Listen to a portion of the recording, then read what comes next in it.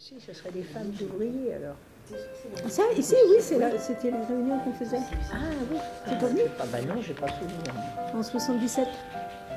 Non, bah non, j'étais avec oui, les enfants.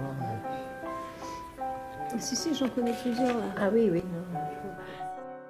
Ce qu'il faut savoir, c'est que les chantiers navals, alors, il y en avait notamment 3 grands, ça a été jusqu'à 7500 salariés. Donc c'était vraiment une petite ville dans la ville. Et puis à partir des années 1960, petit à petit, il va y avoir les premières grandes vagues de licenciements. Donc petit à petit, on voit que l'activité va être émaillée de grands mouvements de grève, de grands mouvements de lutte, notamment contre ces licenciements. Les effectifs ont fondu. De 3 chantiers, on est à un seul chantier, donc du Bijon Normandie.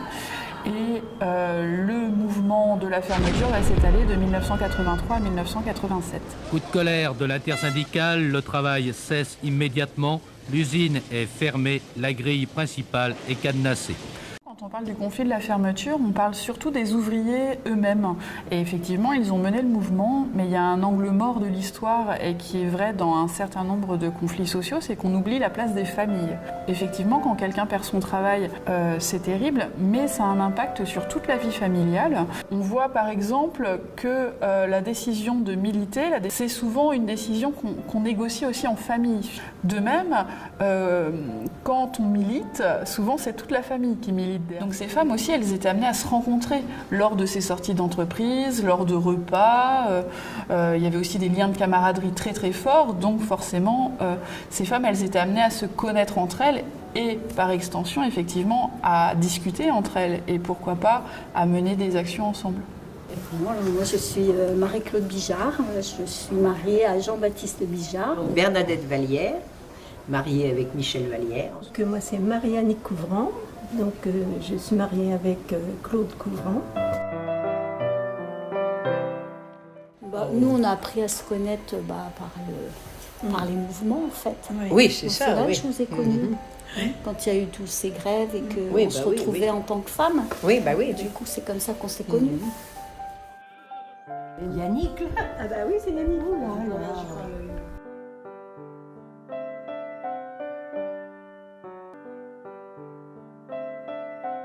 Dès le début du XXe siècle, lors de mouvements de grève durs, les épouses vont recevoir des courriers pour dire il va peut-être falloir parler avec votre conjoint pour qu'il arrête la grève. Monsieur le directeur, en tant que femme de travailleur de votre entreprise, nous nous étonnons et nous nous indignons à plus d'un titre de la mesure d'intimidation à l'encontre de nos foyers. La désorganisation est plus de votre fait que celui des travailleurs dont nous sommes solidaires. C'est un petit peu gros de leur part de demander à des femmes à qui on ne demandait pas grand-chose, parce que c'était l'évolution. Enfin, la femme commençait à prendre sa place dans la société. Et là, on allait lui demander d'aller... tout d'un coup, on en avait besoin. C'était quand même curieux. Ah ben là, il a bien mis de l'huile sur le feu, parce qu'il n'y en avait pas aucune qui était d'accord, là, du coup, d'aller dans le sens. On était solidaires du mouvement, de nos maris, c'était la vie de nos familles aussi. Leur particularité, c'est d'être des épouses de militants très très actifs.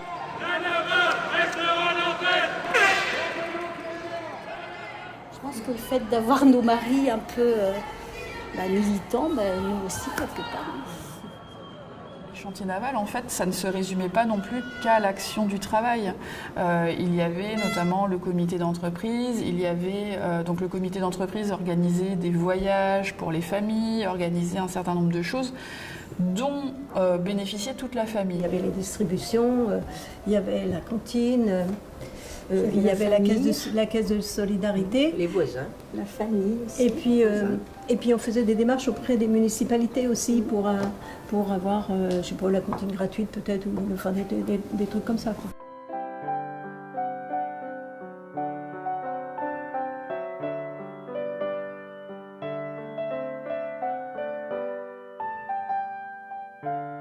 On avait des voisins mais qui nous apportaient à manger.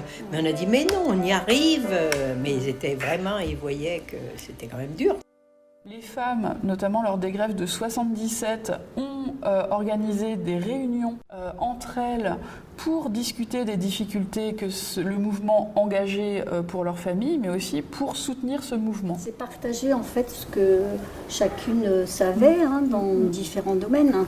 Et ça, c'était important aussi pour rompre un peu l'isolement peut-être de certaines familles. Parce que quand on se retrouve avec pas de moyens, un mari sans doute préoccupé aussi, donc ça permettait de discuter, de partager.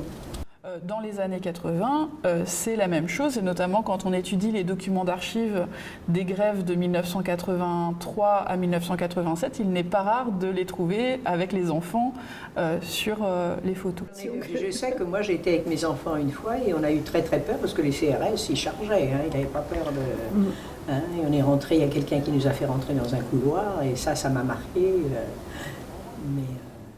Ils ont été sensibilisés quand même. Mon fils aîné, il aime bien, maintenant qu'il est revenu là dans la région, il aime bien venir partager l'exposition. Enfin, il a quand même vécu, même de loin, parce qu'il était petit, mais sans doute qu'il a été imprégné. Il a voulu adhérer à l'association des hommes et techniques. Il a voulu...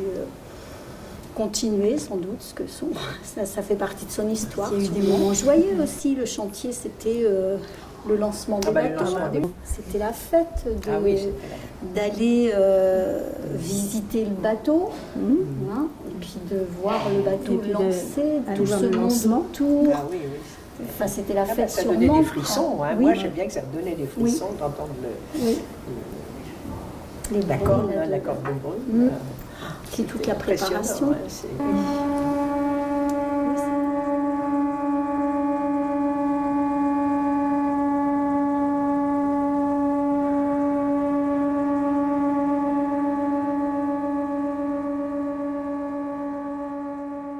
Assisté au lancement avec les enfants, on montrait ce qu'on avait fait, c'était des moments importants.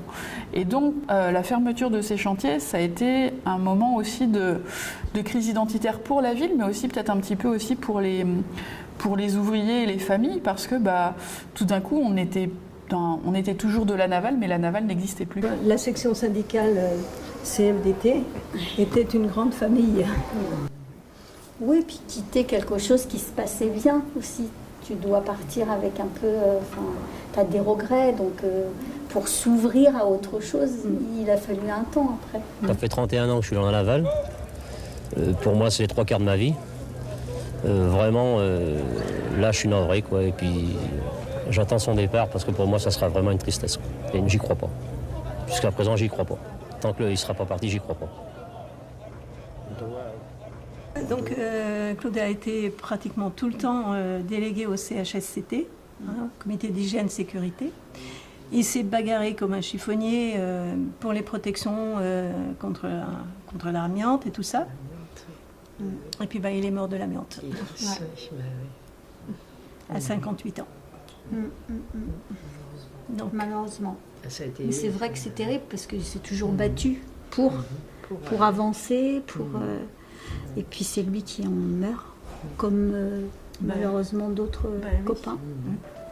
Même si c'est une femme de l'ombre, parce que c'est souvent des femmes de l'ombre, eh bien quand même, elles ont une place importante, je pense, dans le soutien,